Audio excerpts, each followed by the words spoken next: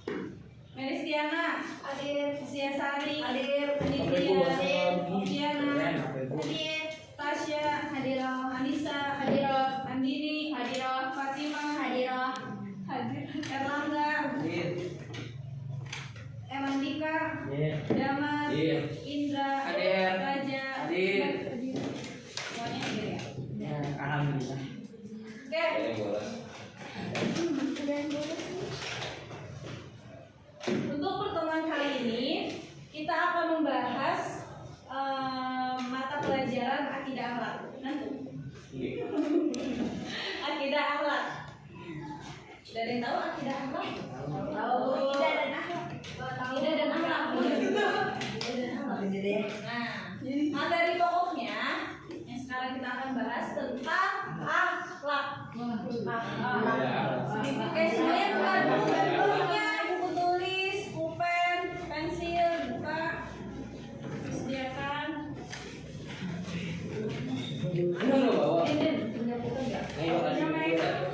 Pulpennya nggak ada, sini guys, Gue aja punya.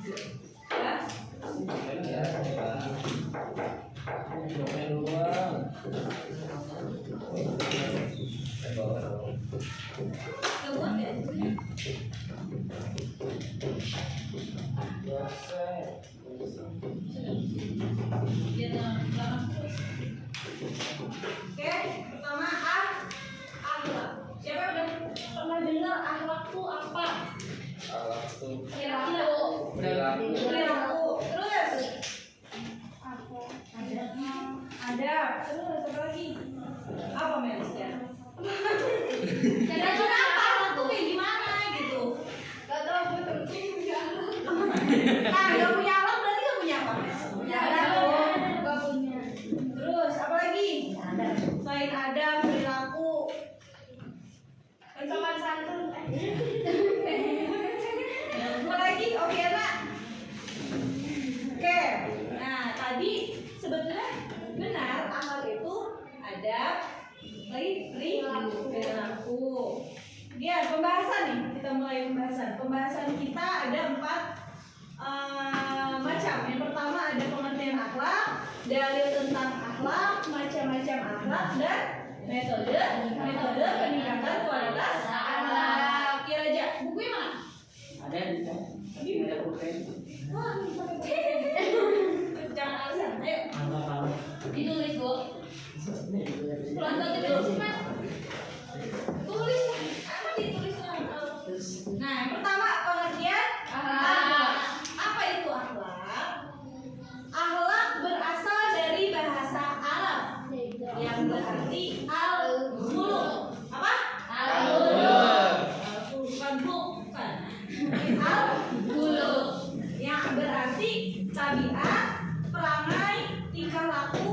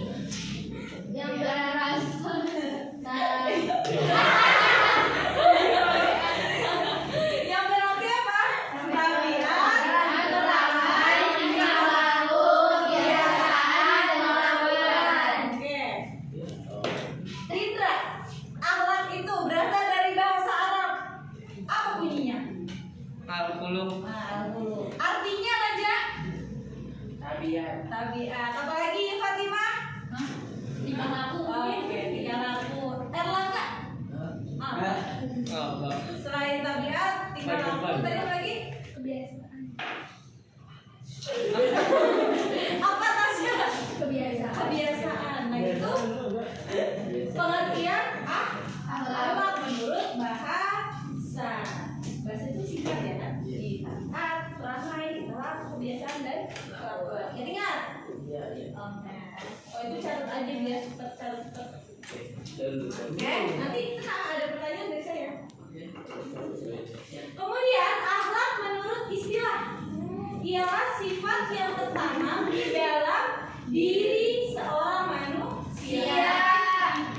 Di bold supaya berbeda. Sifat yang tertanam di dalam diri seorang manusia yang bisa mengeluarkan sesuatu dengan senang dan mudah tanpa adanya suatu pemikiran dan paksaan. Sifat yang tertanam dalam diri manusia yang biasa atau bisa mengeluarkan sesuatu dengan senang dan mudah tanpa adanya pemikiran. Mudah jadi kita melakukan sesuatu itu, perilaku itu ya, mudah, senang, dan kita nggak harus mikir panjang. Jadinya memang sudah kebiasaan, kan tadi awal itu kebiasaan, jadi nggak harus mikir-mikir lagi. Nah ini pengertian menurut istilah. Tadi menurut bahasa Arab apa? Al-dulu. Dan dulu aja apa al-dulu? Artinya kebiasaan, perilaku dan kelakuan. Oke, menurut istilah sifat yang tertanam pada diri manusia yang bisa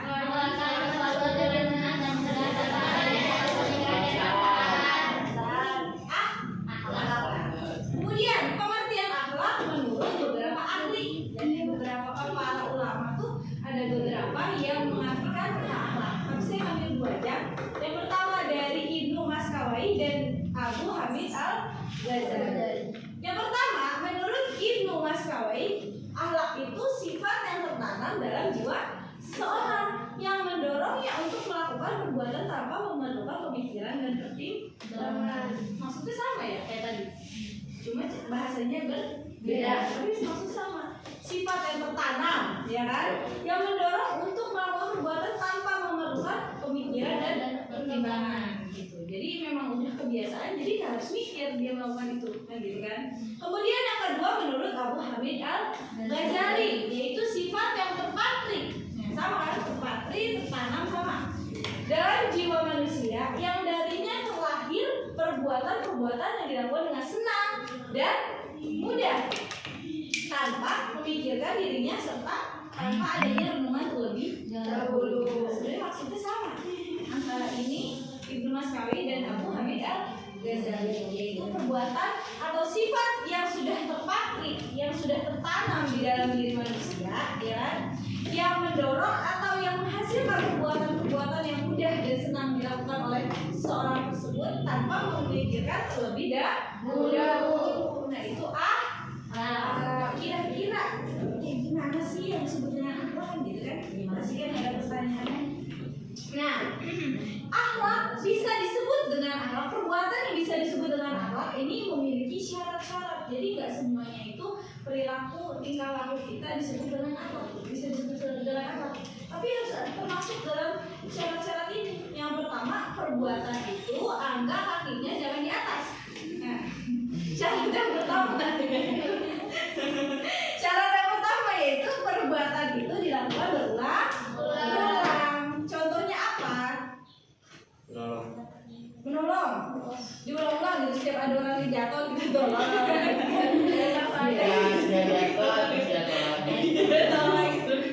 Nah, perbuatan itu dilakukan berulang-ulang. Jadi ketika kita melakukan perbuatan tapi hanya sesekali, contohnya kita bersedekah misalnya, sedekah gitu.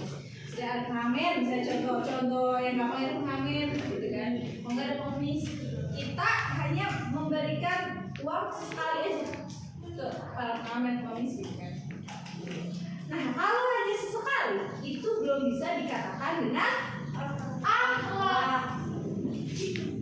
Tapi kalau misalnya ketika ada pengemis, pengamen, gitu kan, orang yang meminta-minta, kita sering berderma tanpa memikirkan lagi apa kita gitu kan, dan itu selalu diulang-ulang gitu kan. Nah itu baru bisa dikatakan dengan paham?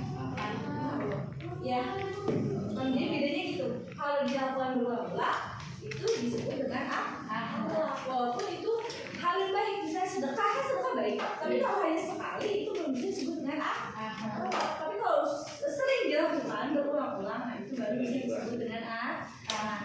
Yang kedua, syarat yang kedua apa, Damar?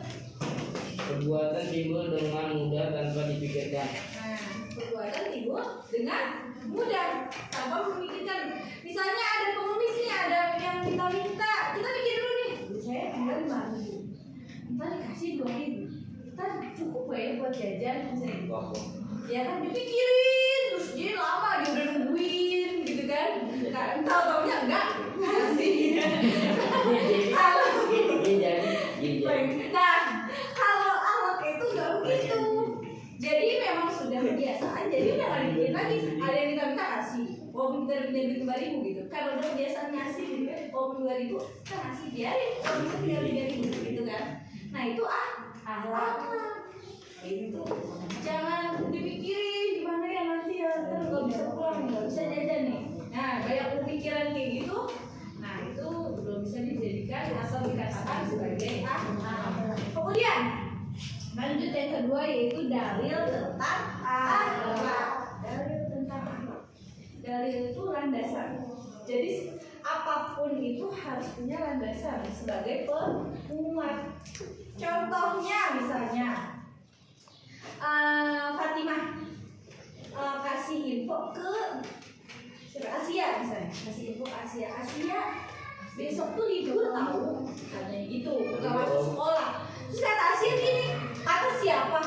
Jadi aku jadi aja sih, katanya libur, percaya nggak? Baru katanya. Kan baru katanya, benar.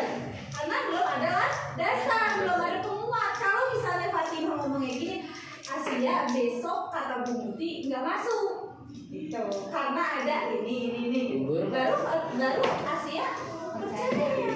Karena ada dasarnya penguat siapa? Ada kata Bu Muti. Gitu. Jangan katanya, ya kan? Kalau katanya ya kita percaya aja, tapi baru setengah-setengah. Sebenarnya belum sepenuhnya, ini jangan bohong ya. Gitu kan? Nah jadi setiap apapun itu harus punya landasan penguat supaya apapun yang kita dapat, informasi yang kita dapat itu valid, itu jelas dalilnya. Kemudian selanjutnya ini dalil tentang akhlak dalam surah Al-Ahzab ayat 21. Siapa yang pernah dengar? Pernah baca? Siapa? Ibu? Nggak pernah dengar gitu? Iya. Enggak. Kita baca bareng-bareng dulu ya. Baca bareng-bareng. Saya dulu bareng ya. Oke. A'udzu billahi minasyaitonir rajim. A'udzu billahi minasyaitonir rajim. Bismillahirrahmanirrahim.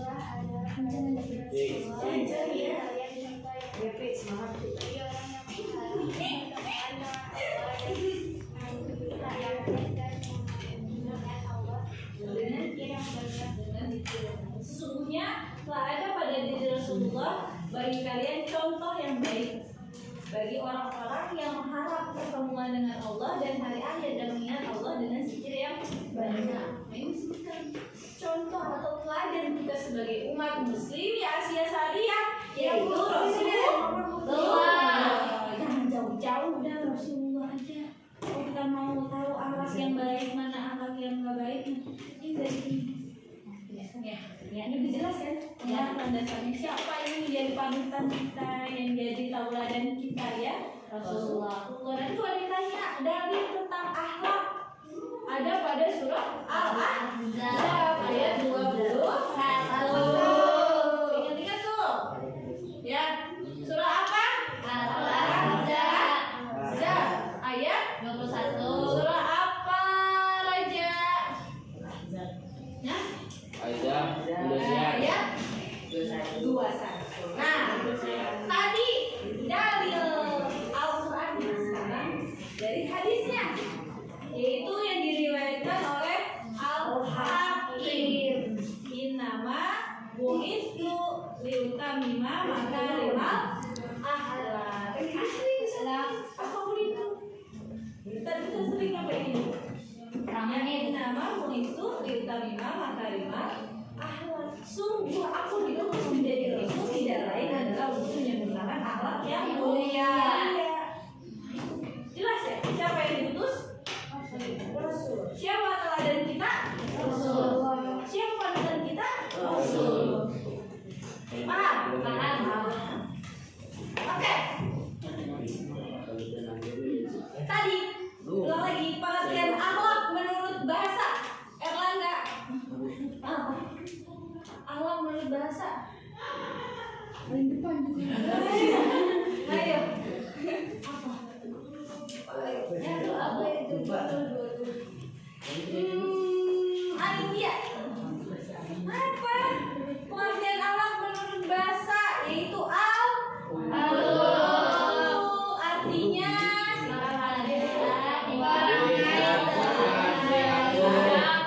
kebiasaan dan kelakuan. Iya.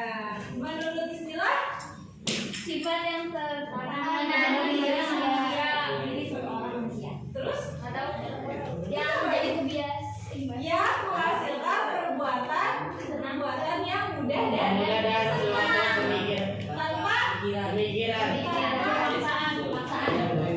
pemikiran dan paksaan. Oke, tadi dalilnya dalam surah apa?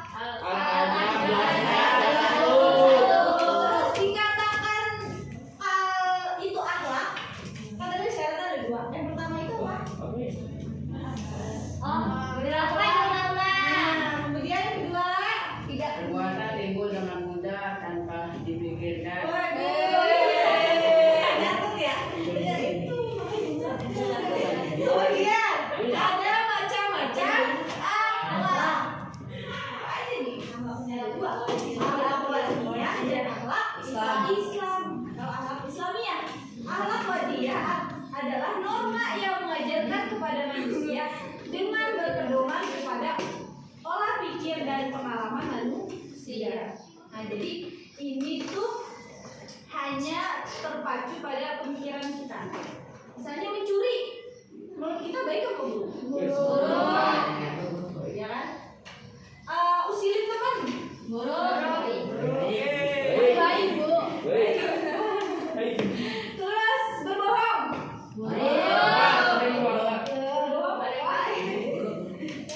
nah itu akhlak wadiyah yang kita tahu itu tuh buruk gitu kan, itu baik, itu buruk kan gitu kan, hanya sebatas itu.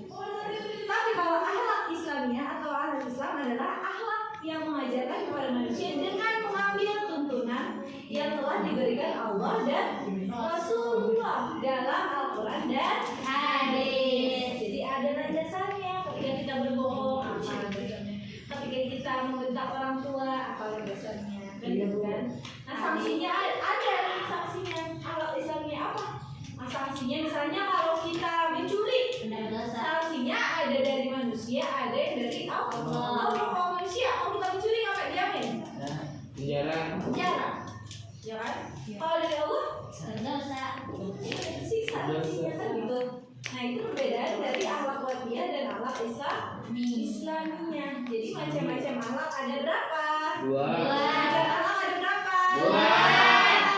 Akhlak wadiyah. Akhlak Islamiyah. Akhlak Islamiyah itu berpedoman kepada Allah dan Allah. kemudian Al-Quran Dan hadis. itu akhlak Islamiyah. Islamiyah. Kemudian ciri-ciri akhlak Islamiyah. Yang pertama kebaikannya bersifat mutlak. Jadi nggak bisa dirubah. Jujur, udah kebaikan. Pegang. Kebaikan jujur. Gitu kan? Kalau lagi ulangan jujur, nah itu kebaikannya nggak bisa diganggu gugat. Ya, menolong, dermawan, begitu kan? Kemudian yang kedua kebaikannya bersifat menyeluruh. Menyeluruh contohnya apa? Untuk kita dan orang lain, bukan buat kita aja. Kan kalau kita bersedekah untuk bagi orang lain juga, dia bisa dimakan, dia dapat uang bisa makan. Untuk kita dapat pahala. Jadi bukan hanya satu sisi. Misalnya dia aja yang diuntungkan, kita enggak gitu. Kalau Islam itu dua-duanya pasti diuntungkan. Ketika kita bersedekah pasti ada balasannya 2 kali lipat dari itu. Kalau rasa nggak, misalnya kita jajanin temen nih 1.000, ntar ada gantinya kita kasih duit sama emak 5.000. Nah itu sebenarnya kebaikan juga. Langsung dibayar. Itu harus sering jajan itu berlebihan. Kita ngasih permen misalnya, terus pas di rumah kita dikasih kue, kan itu juga sama kebaikan juga. Jadi kalau kita bersedekah, kita memberi, nah pasti ada balasan buat kita, entah itu di akhirat atau langsung di dunia. Paham? Paham nggak? Insya Allah. Insya Allah. Oke, yang ketiga yaitu tetap dan kontekstual. Pahalanya tetap, gitu kan? Kebaikannya tetap, semuanya tetap, jadi tidak bisa diubah. Kemudian kewajiban yang harus dipatuhi kayak jujur, ya kan? Apalagi dermawan, alat itu sholat misalnya gitu kan, sedekah, apalagi membantu orang tua, membantu teman, kan itu adalah kewajiban yang harus dipatuhi dan pengawasannya menyeluruh. Siapa yang mengawasi kita? Allah. Islamiyah. Ciri-ciri akhlak Islamiyah. Pertama kebaikan bersifat mutlak, kebaikan yang bersifat menyeluruh, ya kan? Terus tetap dan kontekstual, kewajiban yang harus dipatuhi, pengawasan yang menyeluruh. Jadi kita diawasi. Ada di lubang semut, kita diawasi. Yang mudah-mudahan kita di tempat gelap, nggak ada yang tahu. Tetap kita tetap diawasi sama siapa? Allah. Ketahuan tuh misalnya si Daman nih lagi puasa, dia di gudang misalnya gelap, nggak tahu bumi dia tetap ketahuan kan? Walaupun orang kan tahu kita. Ini yang harus dari tahan bu. Lagi puasa melatih diri, ya kan? Kemudian setelah itu ada metode untuk meningkatkan kualitas akhlak. Kenapa saya bahas tentang akhlak pada pertemuan kali ini? Karena zaman sekarang sudah semakin menurun kualitas akhlaknya. Contoh yang dekat-dekat ini dengan adanya tahu? Bisa TikTok lagi.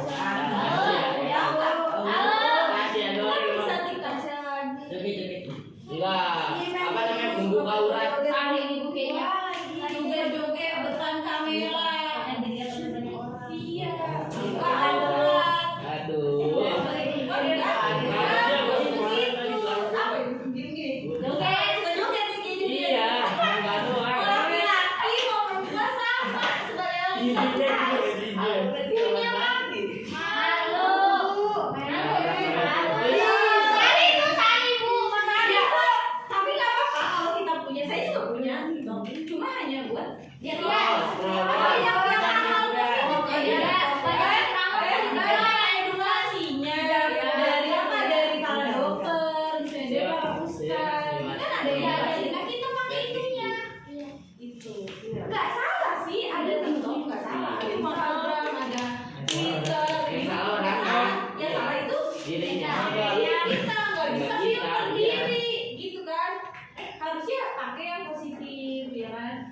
buat edukasi. Misalnya YouTube, iya si Pipit sih Bu. misalnya YouTube nih siapa yang demen edit, nah itu bisa belajar dari YouTube. Iya. Misalnya demen apa nih pelajaran IPA misalnya gitu kan? Ya kan Asia Sari demen pelajaran IPA. Nih kayaknya lagi online gini kurang nih ya pembahasan IPA-nya, kita udah paham. Nah, ada YouTube. Ya bisa. Kayak gitu, ibarat sebenarnya baik-baik aja sama TikToknya, gitu. Tapi yang salah tuh diri kita kenapa mau masuk ke kegiatan-kegiatan yang supaya apa? Joget-joget ini. Si Metal Jago. Biasanya joget suka ngelakuin. Kayak gitu, ya kan? Joget-joget dilihatin semua orang. Jangan malu lah. Kalau buat sendiri mungkin mau bikin video buat sendiri gitu nggak apa-apa, tanpa dipublikkan ya nggak apa-apa. Terus misalnya di WA gitu kan, ya suka lihat tuh ada yang joget-joget gitu sampai melet-melet apa sih gitu. Faedahnya apa? Apa sih buat Pakai apa? Faedahnya apa? Ya harus bisa memfilter diri. Filter saya mau perempuan mau laki-laki sama. Oh saya ini pelajar, baik gak sih kalau kayak gini? Kalau nggak baik ya silakan. Kalau rasa baik ya udah. Tapi terima resikonya. Nah misalnya saya nih muslimah pakai kerudung, kalau saya kayak gini joget-joget gini baik nggak ya? Kalau menurut kamu nggak baik kan udah pada begini sudah bisa membedakan mana yang baik mana yang buruk. Ya kan? Tahu lah nggak harus dibilangin gitu. Coba terjun dari sini ke bawah baik buruk.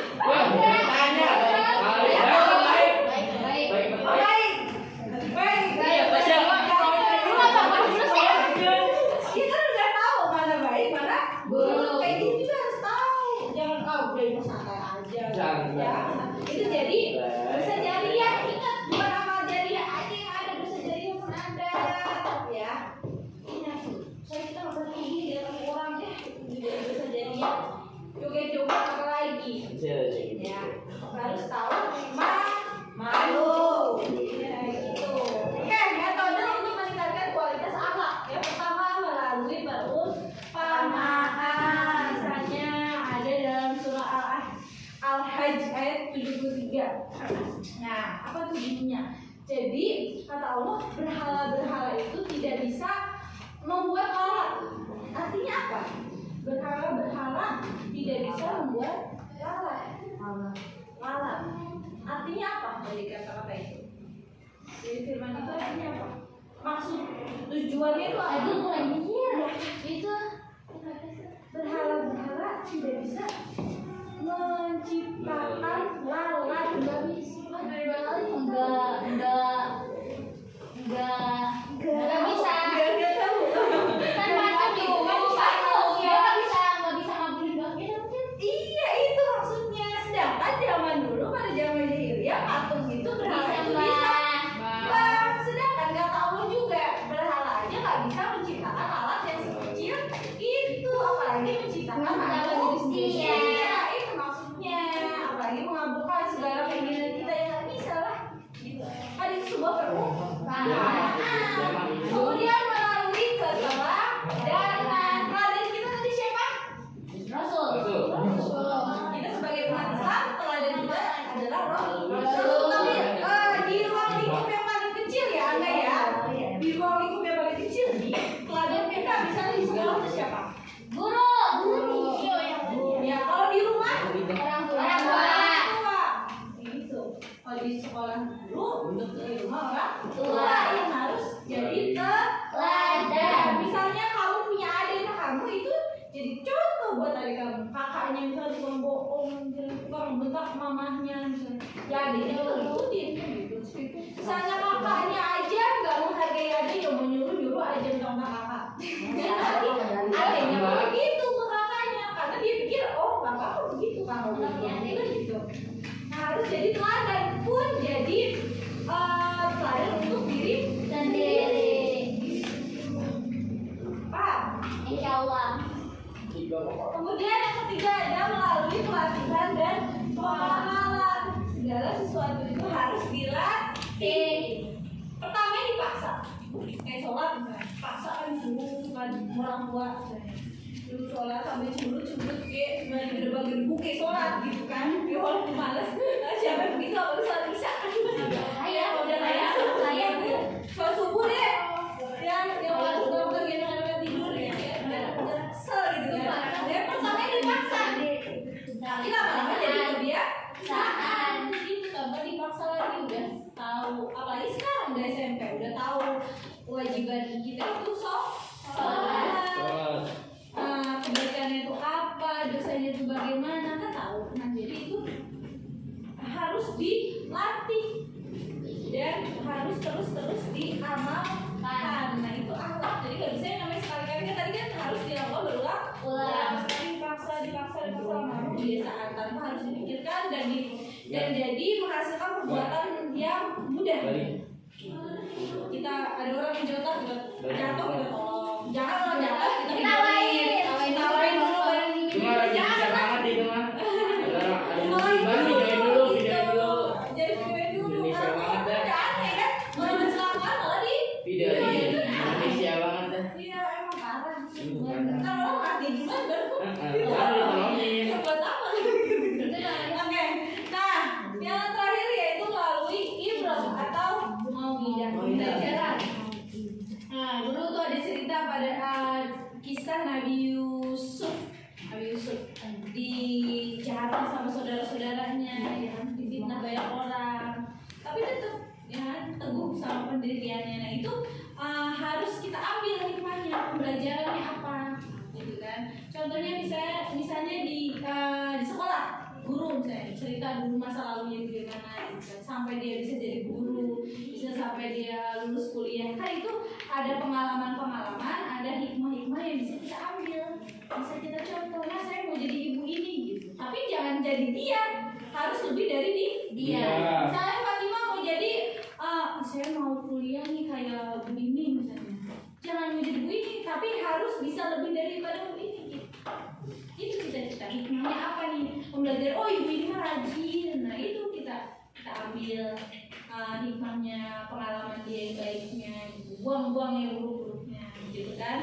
Kalau nggak pengalaman dari diri sendiri, misalnya bawa motor, contohnya bawa motor nih.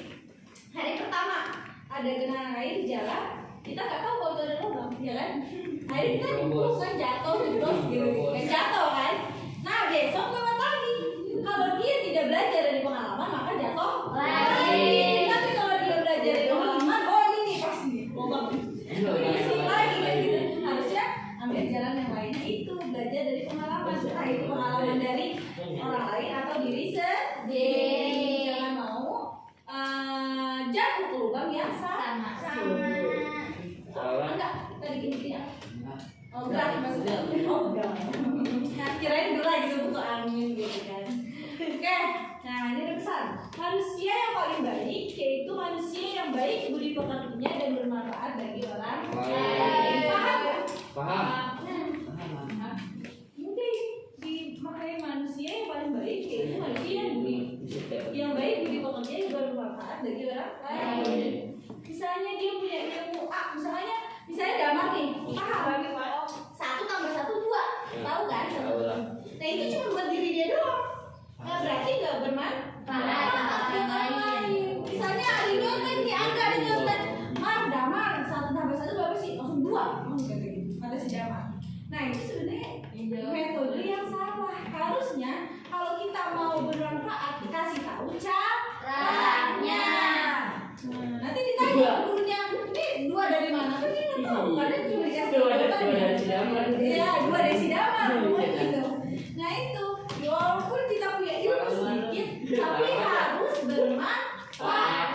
Misalnya kita hafalin huruf iya, kita ajarin ke adik, ya kan? Ya apa? Berarti ilmu kita manfaat, karena itu bisa menjadi amal jariah yang mengalir. Terus apalagi kayak huruf hijaiyah kan dipakai terus, nanti dia baca Al-Fatihah, baca Quran gitu kan, dipakai sholat, dipakai mau kegiatan apapun dibaca kan itu surah Al-Fatihah. Nah itu terus mengalir jadi amal jariah dan bakal terputus. Kemudian orang yang termasuk ke dalam orang yang baik-baik adalah orang yang paling baik adab dan sopan santunnya. Jadi orang yang berilmu, misalnya sekolahnya tinggi, tapi adabnya nol, sama guru nggak sopan, sama teman aja nggak sopan, gimana bohong? Itu adabnya sama aja. Buat apa? Kan nomor satu itu ada. Ya kan? Bener nggak? Setuju nggak? Soalnya ada nih, kita udah S2 misalnya, kita udah jadi profesor misalnya. Ya, tapi kita nggak boleh lupa sama guru kita. Gua pinter jadi profesor karena gua gitu. Ya kan? Harusnya berterima kasih kalau dia TK sama guru TK. Kalau nggak ada guru TK bisa baca nggak? Nggak bisa jadi profesor gitu kan? Harus tahu ada, harus sopan santun, harus tahu berterima kasih. Misalnya harus tahu adab itu nomor 1. Misalnya lagi jelasin kayak gini kakinya ke atas. Enggak banget. Ya kan? Mau ditukar kali paling bawah kaki di atas nggak mau gitu ya, kakinya di atas, ngobrol misalnya gitu ya, itu sama aja tidak beradab. Kalau menuntut ilmu gimana? Pakai rapi, dengarkan guru berbicara, kalau ada yang kurang dimengerti tanya kan gitu. Ya tadi misalnya kita udah jadi orang sukses lupa sama guru, nah itu sama aja gitu kan, tidak beradab. Sekarang ini udah banyak nih. Ya misalnya ada ibu-ibu misalnya pada di teras-teras rumah gitu kan, di kampung-kampung biasanya pada ngelenong gitu kan, pada ngegosip lah gitu. Kita lewat aja tanpa iya tanpa permisi, lewat aja udah kayak gedung pisang. Kayak gitu. Nah itu kurang ada sekarang kan banyak begitu. Harusnya walaupun dia bukan guru kita, walaupun dia bukan orang tua kita, harus beradab. Yang apa permisi, badannya dibungkuskan sedikit. Nah itu kan adalah penghormatan, sopan santun, karena dia lebih tua. Apalagi ke guru, orang tua delonong aja. Misalnya nih contohnya nih, sekarang lagi acara misalnya di majelis, ya kan biasanya kalau keluar tuh habis ada harus kan keluar. Nah itu kalau gurunya duduk, kalian masalin gurunya duduk, kalian harus duduk, jangan nungging. Kurang beradab gitu, harus duduk ikut. Kalau udah berdiri baru gitu kan. Jangan nungging aja gitu, harus lebih sopan. Ketemu salaman jangan kabur, dia ada putih kabur dia. Salim gitu kan. Ya kan itu berkahan yang bakalan kalian dapat gitu. Walaupun itu gurunya masih muda atau udah tua sama aja berkahan. Ya kan? Paham? Nah ini pentingnya akhlak pada zaman sekarang. Ada pertanyaan? Nggak ada. Paham nih? Kita review boleh. Kalau lupa gimana? Dia harus ingat lah. Ya, Lupa aja gimana? Oke, pertama pengertian akhlak yang pertama apa ya? Menurut bahasa Al-Quran dulu artinya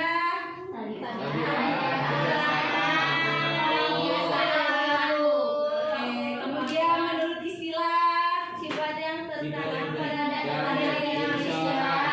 Tenang dan mudah adanya suatu pemikiran. Oke sip. Kemudian macam kedua dalil tentang akhlak. Yang pertama dalam Quran surah apa? Kemudian hadisnya diriwayatkan oleh siapa? Hakim. Kemudian macam-macam akhlak. Ya, kemudian metode peningkatan kualitas akhlak yang pertama.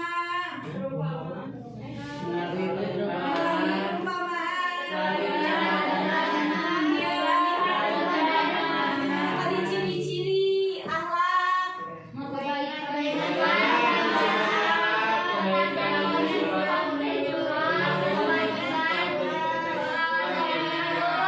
Ini syarat-syarat bisa disebut akhlak yang pertama. Ada dua tuh. Apa? Berulang-ulang ya. Perbuatan timbul dengan mudah tanpa dipikirkan. Timbul tanpa dipikirkan. Paham? Ada pertanyaan? Saya harap setelah kita tahu materi tentang akhlak, setelah ini sedikit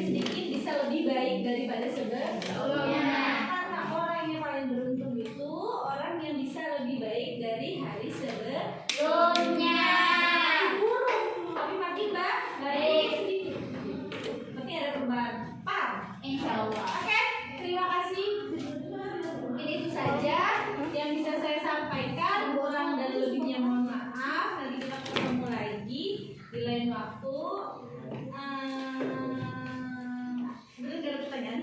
Ini ada. Oke, terima kasih semuanya. Assalamualaikum warahmatullahi wabarakatuh. Waalaikumsalam warahmatullahi wabarakatuh. Mau sih ada doang kan? Oh, lagi, Bu. Lagi.